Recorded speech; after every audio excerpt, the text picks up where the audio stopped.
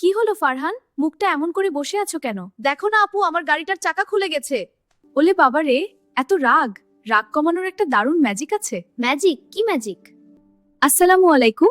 কি ম্যাজিক শেখা হচ্ছে এখানে? ওয়ালাইকুম আসসালাম আম্মু। আম্মু, ফারহানের গাড়িটা ভেঙে গেছে, তাই ও খুব রেগে আছে। আমি ওকে ম্যাজিক শেখাতে চাচ্ছিলাম।